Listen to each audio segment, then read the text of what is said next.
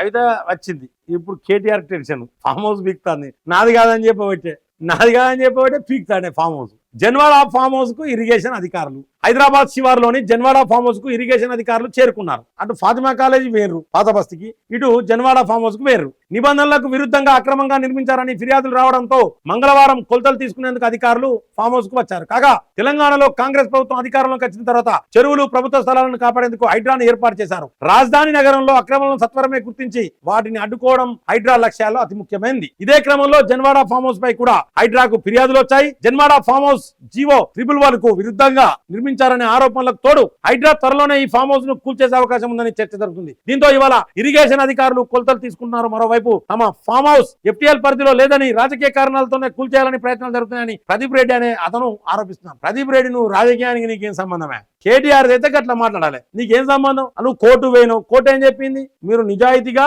నిబంధనల ప్రకారమే కూల్చేయాలని చెప్పింది. వాళ్ళ నిబంధనల ప్రకారం కూల్చపోతే వాళ్ళ ఉద్యోగాలు పోతాయి.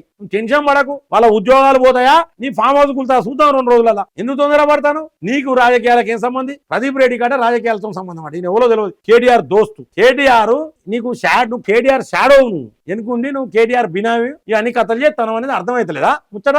అయిపోయా, జన్వాడ ఫామ్ హౌస్ బిక్తాంది మిట్లారా. Janwada farm house, Fatima Mahila college, Owais brothers ది, మల్లారెడ్డి కాలేజీ, పల్లా రాజేశ్వర రెడ్డి కాలేజీ, ఇవన్నీ బిక్తానే దరిద్రం పోతుంది మనకు. కుంటలలోనే ఒట్టిగా ఇది ఏరియల్ సర్వేలు అవసరం లేదు. ఎవరైనా పైసలు ఉంటే మిట్లారా, ఎవరెవరి కాలేజీలు ఎవరెవరి నీళ్ళలు ఉన్నాయి, కుంటలలో ఉన్నాయని తెలవాలంటే ఒక చిన్న పని చేయాలి.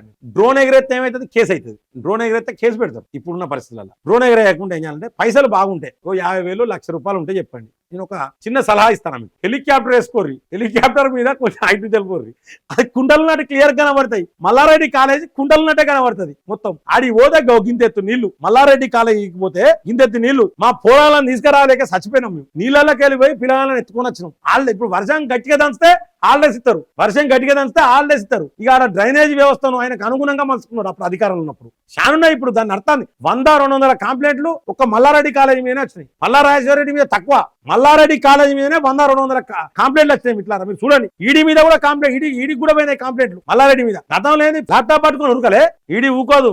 వీళ్ళకి ఉంటది, ఒక దెబ్బ ఉంటది వీళ్ళకి. ఇక చూడండి మిట్లారా.